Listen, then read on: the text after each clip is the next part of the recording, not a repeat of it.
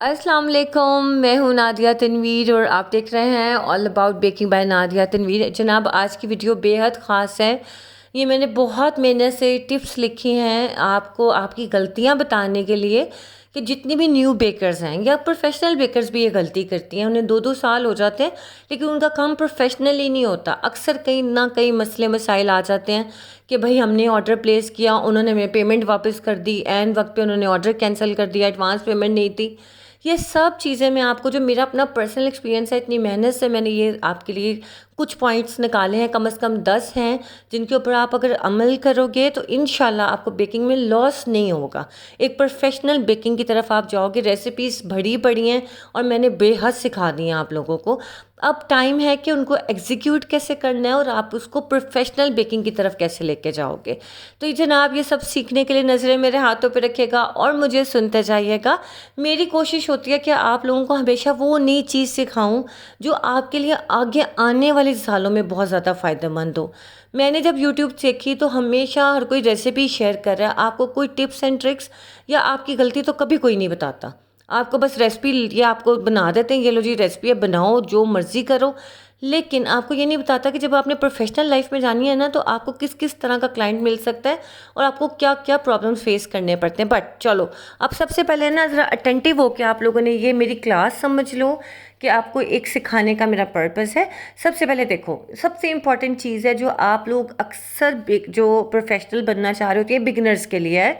इसमें से कुछ टिप्स प्रोफेशनल्स के लिए, कि जब आप लोग जब बनना चाह रहे होते हो ना, तो आप लोग चाह रहे होते हो कि हम ज़ीरो इन्वेस्टमेंट से काम स्टार्ट करें, हमें 1 रुपया ना लगाना पड़े और घर के जो कप्स हैं, घर के जो स्पून हैं, हम इससे बेकिंग करके प्रोफेशनल बेकर बन जाएं और केक सेल करें और दिन रात हम अर्न करना शुरू कर दें।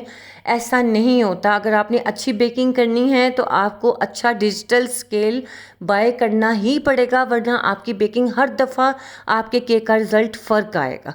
ये हमारा पर्सनल एक्सपीरियंस है। मैंने तो खैर शुरू से ही डिजिटल स्केल पे बेकिंग की है, लेकिन अगर आप चाहते हो कि हर दफ़ा आपकी रेसिपी फ़र्क हो जाए, हर दफ़ा ही रिज़ल्ट अलग आए, तो जनाब आपके लिए आपको ये कप बेकिंग जो है ना, इसको छोड़ना होगा। इंटरनेशनल स्टैंडर्ड्स में कप बेकिंग नहीं होती। ये तो हो गया जी एक टिप बिगिनर्स के लिए, कि जब आप काम स्टार्ट करते हो, आप कहते हो आप ही हमें नहीं समझ आ रहा हमने कहाँ से काम स्टार्ट करना है, तो ये वीडियो आपके लिए ही है। और एंड वाली टिप इतनी ज़बरदस्त है कि आप मुझे ज़रूर थैंक यू कहोगे कि नादिया, जो आपने हमें बताया हमें नहीं पता। एक तो ये हो गया कि आपने ये जो बेकिंग है ना कप वाली, इसको छोड़ना है, ठीक है। अच्छा, अब ये सेकंड वाला आप देखो। सेकंड में आपको बताती हूँ कि हर बेकिंग जो है ना आइटम खुद ना बनाएं। इसका क्या मैंने मतलब है, अब देखो आपने काम स्टार्ट कर दिया प्रोफेशनल बेकिंग का, लेकिन उसके बाद क्या हो रहा है, हर ऑर्डर आपने पकड़ना शुरू कर दिया। यानी कि बस आपका तो दिल है कि ऑर्डर आ गया ना, किसी ने अगर आपको कप केक का दिया वो बना लिया, केक का दिया वो बना लिया, चिकन ब्रेड का दे दिया वो बना लिया, पैटीज का दिया वो बना लिया। अपनी ना एक निश रखो आप। जैसे आपने मुझे देखा है ना, हमेशा मैं कहती हूँ कि मैं सिर्फ केक्स एंड कप केक्स बनाती हूँ, ब्राउनीज़ भी बना लेती हूँ। इन 3-4 चीज़ों के अलावा मैं किसी और चीज़ में नहीं जाती। ना मैं ऑर्डर पे पिज़्ज़ा बनाती हूँ, ना मैं चिकन ब्रेड बनाती हूँ, ना मैं टी केक्स बनाती हूँ। मैं कुछ नहीं बनाती हूँ ऑर्डर पे, क्योंकि मैंने अपनी 3 चीज़ों में परफेक्शन रखी हुई है। हमारी जो न्यू बेकर्स हैं, पता क्या करती हैं, जो बस ऑर्डर आना चाहिए, चाहे अपना नुकसान हो जाए, आपको चिकन नया बाय करना पड़ेगा, आपको मसाला बनाना पड़े, आपको ईस्ट बाय करना पड़े पिज़्ज़ा बनाने के लिए, लेकिन आपने ऑर्डर हाथ से नहीं जाने देना। नहीं सोने, अपनी एक नीश सेलेक्ट करो। मैंने कुछ बेकर्स देखे हैं, वो इतना अच्छा काम करती हैं, वो ब्राउनीज़ पे काम करती हैं, वो हर तरह की ब्राउनीज़ बनाती हैं। कोई कप केक्स पे करती है, फ्लोरल कप केक पे वो सिर्फ फ्लोरल कप केक बनाती हैं। कोई कस्टमाइज़ केक पे करती हैं, वो कस्टमाइज़ केक्स बनाती हैं। ये छोटी छोटी चीज़ें होती हैं ना, ये आपको आगे लेके जाती हैं। ये मेरी बातें बहुत इंपॉर्टेंट है, खुदारा इन्हें आम ना समझिएगा। समझ आ गई कि हर चीज़ में नहीं कूदना, कोई चीज़ रहने भी देनी है, एक चीज़ को स्पेशल बनाओ। अब तीसरी बात यह है कि आपने ना अपने जो प्राइस हैं उनको कम नहीं करना। एक बहुत ही अजीब साइकी है हमारे यहाँ कि जी फलाना जो है वो इतना सस्ता केक दे रहा है, तो फिर मेरे से तो कोई महंगा नहीं लेगा, तो मैं भी अब सस्ता ही बेचती हूँ। दूसरों के रेट देख के ना आप लोग उस तरफ चल पड़ते हो। अगर कोई बेकर महंगा केक ले रहा है, बना रहा है, आप कहोगे मेरा तो इतना सस्ता भी कोई नहीं ले रहा, इसका महंगा कैसे ले रहा है। और कोई सस्ता बना रहा है तो आप कहोगे जी मैं तो इसके जैसे बना लेती हूँ, वो 200 रुपये में केक बना रहा है तो मैं भी 200 में बना लेती हूँ। मत करें, ये मत करें। यकीन माने, आप महंगा केक बेचोगी, महंगा केक सेल होगा, लेकिन महंगा भी तब बेचना है जब आपके इंग्रेडिएंट्स भी इतने लेवल के हों, ठीक है। लेकिन अपने अगर आप इंग्रेडिएंट क्वालिटी अच्छी दे रहे हो तो फिर आपने रेट पे कंप्रोमाइज़ नहीं करना, मत आए क्लाइंट। लेकिन ये मत करो कि 1000 रुपये का भी ऑर्डर आ गया, केक बना के दे दिया, 2000 का आ गया, बना के दे दिया। अगर आप अपने आप को इज़्ज़त नहीं दोगे, आपको कोई नहीं देने वाला। अपने काम की आप इज़्ज़त नहीं करोगे, कोई नहीं करेगा। अब जब मैं अपने रेट बताती हूँ, आप लोग कहते हो आप ही हमें तो कोई इतने भी नहीं देता। क्यों नहीं देता? आपने अपने क्लाइंट को ट्रेन ही नहीं किया, आपने उनको आदत ही नहीं डाली कि भाई हम तो तुम्हें 1000 रुपये में भी केक बना के दे देंगे, अगला फिर क्यों आपसे महंगा केक बनवाएगा? ये बहुत इंपॉर्टेंट चीज़ है। इस चीज़ को आपने समझना है कि अपने रेट्स कम नहीं करने हैं, क्वालिटी A1 देनी है और रेट्स कम नहीं करने हैं।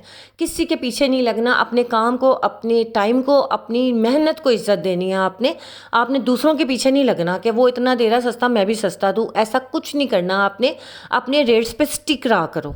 अगर 2000 रुपये पर पॉइंट का है तो उसी के ऊपर स्टिक रहना और बेस्ट बना के देना है। ये मेरी टिप आपको हमेशा याद रहेगी, आप देख लेना। अच्छा जी, अब हम आगे वाली टिप, जो गलती आप लोग करते हो, टिप कह लो या जो मैं आप लोगों की गलतियां पॉइंट आउट कर रही हूँ ना, ये देखो। अब ये हमारी क्या है जी कि आपने क्लाइंट से फीडबैक ज़रूर लेना। अक्सर लोग क्या करते हैं, केक दे के ना दोबारा डर के बात ही नहीं करते कि क्लाइंट ने अगर रिप्लाई नहीं दिया या उसने केक लेने के बाद कोई रिस्पॉन्स नहीं दिया, पूछते भी नहीं है कि हाय अगर उसने कह दिया तुम्हारा केक अच्छा नहीं था तो फिर हमें तो दुख हो जाएगा, हमें तो बुरा लगेगा। इन बातों से निकलो। जब क्लाइंट आपको फीडबैक देता है, आपको तभी पता चलेगा कि आपने केक कैसा बनाया है, अच्छा बनाया है, बुरा बनाया है। जो भी गलती होगी ना वो आपको बताएगा। और फिर क्लाइंट आपको एजुकेट करता है, क्लाइंट आपको बताता है कि भाई आपने ये केक बहुत मज़े का बनाया था, मैंने आगे लोगों को रेकमेंड किया, या आपका केक अच्छा नहीं था, नेक्स्ट टाइम मैं नहीं बनवाऊंगा। आप उससे पूछ सकते हो कि क्या गलती थी, आप मुझे बताइए, मैं कम्प्लीमेंट्री कुछ आपको भेजती हूँ, अगर तो आप अपने आप को ग्रो करना चाहते हैं। अक्सर लोग फीडबैक लेना ज़रूरी ही नहीं समझते, अगर उन्होंने भेज दिया तो ठीक है, नहीं तो यार पैसे तो आए गए हैं, बात ख़त्म। ये नहीं करना। अगर तो आपने लॉन्ग टर्म इस बिज़नेस को आगे लेके जाना है ना, तो फिर ये इस चीज़ को आपने मद्देनज़र रखना है कि आपने लाजमी उनसे उनका फीडबैक लेना है। ये बहुत ज़रूरी चीज़ है, ठीक है। अच्छा, अब ज़ाहिर आपको लग रहा होगा आम सी बातें हैं, बिल्कुल आम सी बातें नहीं। कॉपी पेंसिल पे नोट डाउन कर लो आप, ये आपके बहुत काम आने वाली है अगली लाइफ में। अगली लाइफ यानी कि एज ए बेकर। अच्छा जी, अब ये 5वीं गलती जो मैं आपको बताने वाली हूँ, ये देखें कि आपने अपनी जो स्किल है ना उसके मुताबिक ऑर्डर लेना। ये इतनी इंपॉर्टेंट बात है। आप कहोगी नातिया ये बात आप हमें कह रहे हो, तो इसमें तो कोई ख़ास बात नहीं है, हम तो अपने स्किल के हिसाब से लेंगे ना ऑर्डर। फिर कुछ लोग कहते हैं भाई हम ऑर्डर आएंगे तो हमें पता चलेगा ना हम क्या बना सकते हो।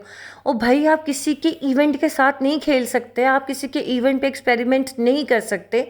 मेरे ग्रुप में अक्सर लोग पोस्ट लगाते हैं कि हमने कभी बटर क्रीम केक नहीं बनाया, लेकिन हमें ऑर्डर आ गया बटर क्रीम केक का, अब हमें अच्छी सी रेसिपी बता दो, हम इसके नीचे स्पंज कौन सा लगाएंगे, केक बोर्ड कौन सा यूज़ करेंगे और इसकी फ्रॉस्टिंग कैसे करेंगे। देखें, दिस इज़ नॉट फेयर।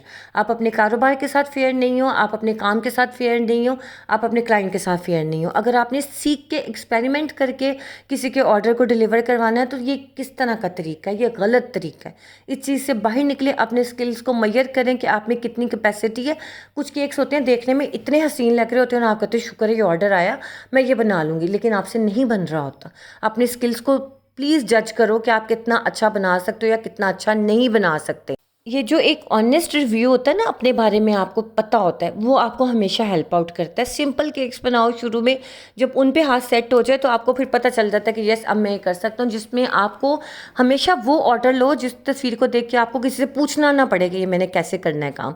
ये बहुत अहम बात है, जहन में रखें आप कि उस तस्वीर को देख के आप हरगिज़ ना पूछो कि मैं ये किससे पूछूँ, ये मैं कैसे बनाऊँगा। अगर आपने ये सोचा तो वो ऑर्डर लेने की ज़रूरत नहीं है, क्योंकि आपको नहीं आता काम।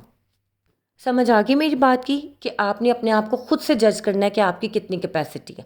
अच्छा जी, ये 6वां जो गलती आप लोग करते हो ना, अच्छा, और मैंने मेरे से रेसिपी सीख ली, कहीं और यूट्यूबर से आपको रेसिपी मिली, उससे भी देख ली, उससे भी एक्सपेरिमेंट कर लिया। आप लोग ना 2-3 रेसिपीज़ को मिक्स कर देते हो। हमें एक बंदे पे ट्रस्ट बनाना है। आप कोई भी यूट्यूबर ले लो, मुझे छोड़ दो चाहे, जिस मर्ज़ी यूट्यूबर पे ट्रस्ट करो, उसकी शुरू से लेकर आखिरी जो भी वीडियोस है ना उसके ऊपर आप काम करो।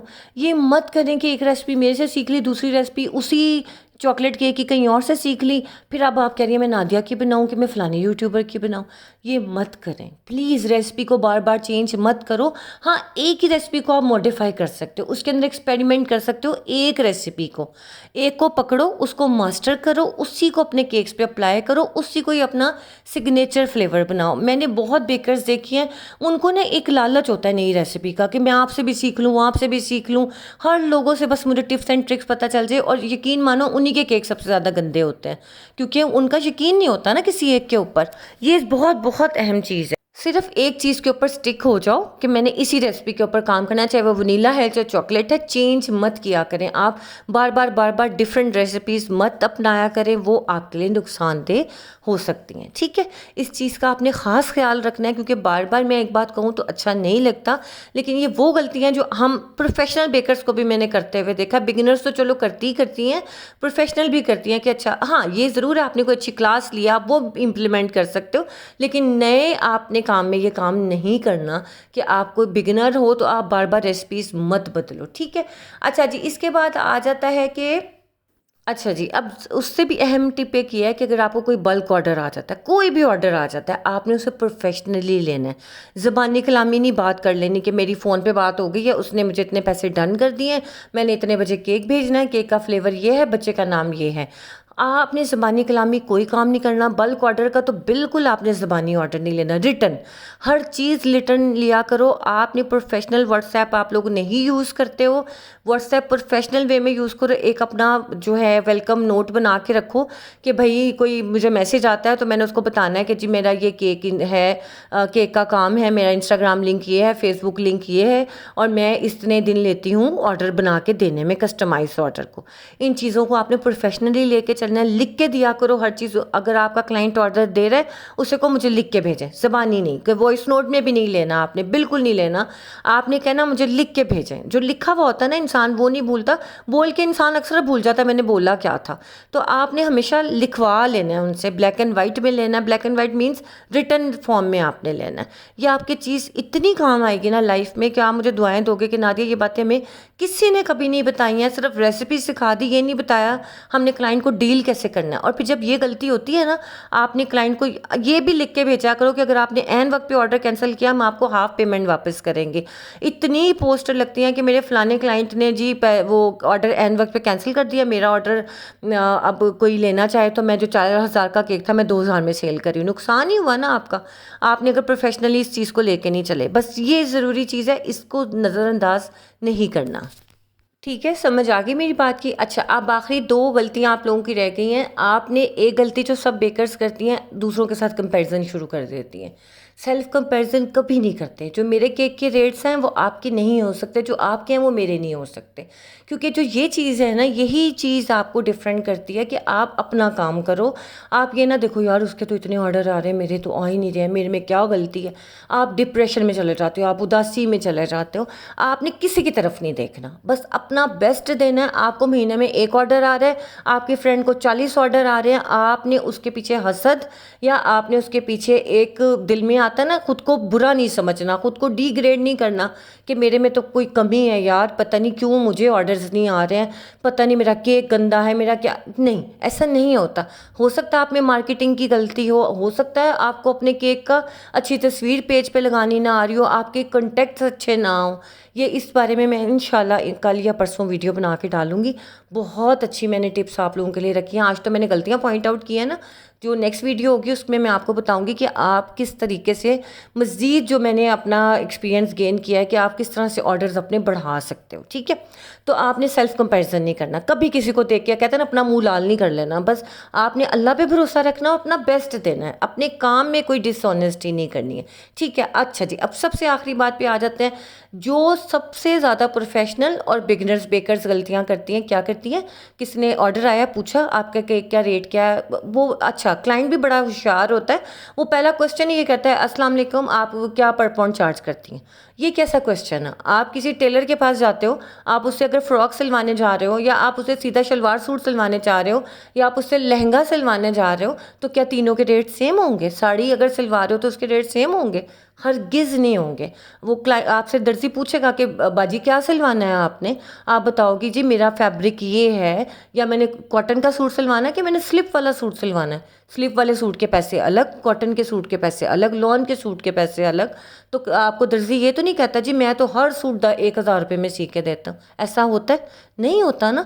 तो आपने कभी भी अपने रेट नहीं बताने। आप लोग जो ऐसे ही ऑर्डर आता है इतनी खुशी में आ जाते हैं, हाँ जी मैं तो 1200 पर पाउंड चार्ज करती हूँ जी, मैं 1500 पर पाउंड चार्ज करती हूँ। अगले ने डिज़ाइन आपको इंस्टाग्राम का उठा के दे देना है, वो पूरा फॉन्डेंट केक हो या बटर क्रीम केक होगा। अब आप तो कह चुकी हैं कि मैं 1500 रुपये पर पाउंड चार्ज करती हूँ, फिर आप क्या बोलोगे? वो तो कहेगा कि अभी तो आपने ये क्या, मुझे अब ये वाला केक 2 पाउंड का 3000 में बना दे, उसके ऊपर हज़ारों बॉल्स लगे हैं, पूरी एक बेबी का फिगर बना लगा हुआ है, बटरफ्लाइज हैं, पर्ल्स लगे हैं, और उसका मीडियम बटर क्रीम है, डार्क रेड कलर का वो शेड है।